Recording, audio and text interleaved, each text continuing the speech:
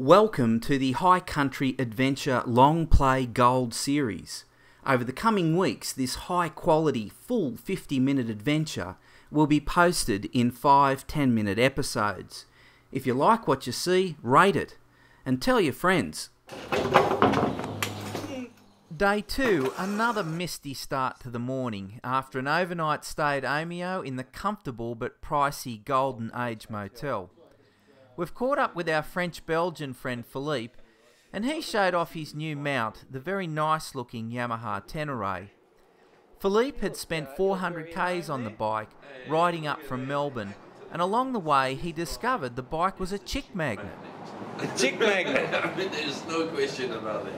When I was in Melbourne yesterday, I could feel the head turning. Philippe knows his bikes, but sometimes his descriptions of their performance, well, it's just unique. This bike, I mean, it will go through the track like a ballet dancer. Time to check our gear before we headed to Dargo by the way of Haunted Stream Track, renowned for its 50-odd creek crossings and spectacular gorges. But Philippe wasn't impressed with Sean's riding gear. I mean, there's one thing for sure, is that with the red that you got on you, there's no way you're going to match the colour of this bike. No, it might match the colour of your face after half a day, though. We visited an old gold mine a couple of kilometres out of Omeo before Ian led us on an interesting path of discovery. Ian has an uncanny knack of finding some of the most fantastic trails you could imagine, and he didn't disappoint today.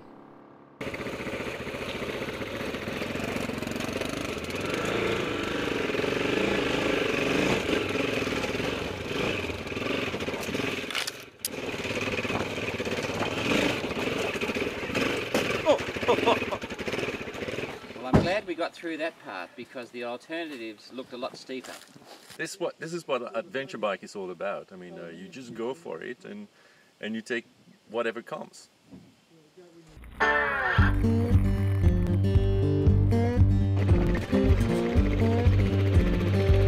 it going?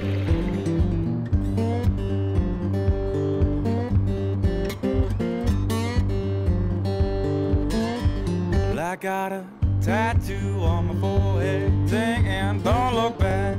Black cat crossed my path, but I don't care about that. Broke 2 mirrors just trying to comb my hair. I'm stepping out the front door. Best beware. The bike is really at ease on the highway. I mean, it's quite easy to cruise along with it. But here on the dirt, I mean, you really see a different side of that bike here. The engine is very torquey. The suspensions are quite good. Sean was really impressed with the Yamaha 250 he had. But it keeps up with the bigger bikes. You've just really got to ride it. Really rev it out a little bit more than you would on a bigger bike. But no, it goes well. Yeah, it certainly catches us and overtakes us on the tight stuff. In the rocks, you know, you see you guys up ahead and you're trying to pick your way, and the 250 just rock hops straight through. But Sean's real favourite is the old XR. Just keeps on keeping on. And what is amazing on that bike is that the toolkit, it's a hammer and a grip plier. You can fix the entire bike with this. But the only reason he carries such a big toolkit is because he wants to be friends to the KTM and Yamaha fellas.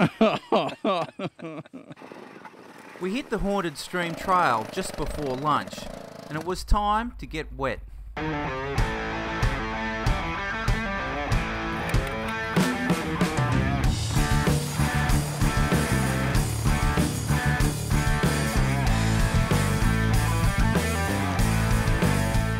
Splashing water on a bike is great fun, but it's even better fun when you can splash your mates.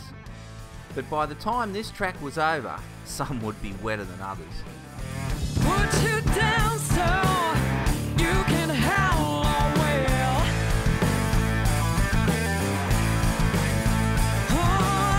Put you down so you can howl all well. By the time we'd crossed Creek 20, things started to get a bit competitive. And taking the line on the corner started to become real important if you didn't want to get drenched. You won't answer your phone. Boy, when I just can't reach you, you won't answer your phone. Well, I know that you're out there looking for somewhere new to hide your bone.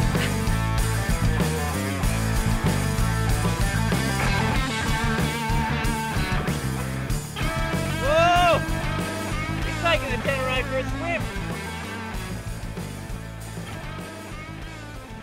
I think this might be a good spot for lunch, I think you're right, John. seeing that we've got a damp bike. Over lunch, we let the bike dry out, and then we gave it a whirl. So now let's give it a go and we'll see how it works.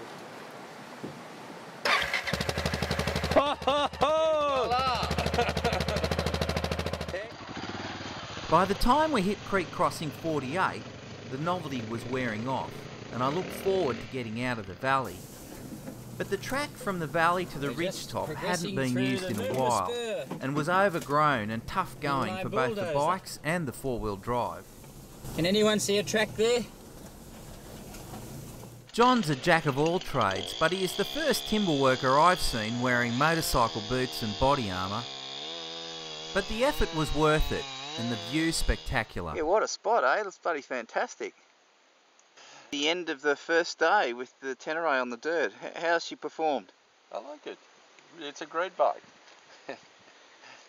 You know, no, we had quite a few challenges today, and it's a good all-rounder. I mean, going through the river crossing, except for one, which we will still talk about in 10 years from now. As the sun began to set, we were starting to focus on Dargo, but there was just one more creek crossing to go. We've never had the luxury of a support vehicle before, and Ian was doing a great job and keeping a mean pace as well. Dargo was a welcome sight, and it didn't take us long to work out this is the most dirt bike friendly town we've ever visited. The locals at the Dargo store were genuinely interested in our bikes and where we'd ridden, and were keen to do some bench racing with us. It was also a great time to put a bit of shit on Philippe for his swim with the Tenere. He got up it very quick, you know. It's like he'd pooed his nappy. He jumped up and... We've just arrived at Dargo and met Dargo, Dan and Maggie.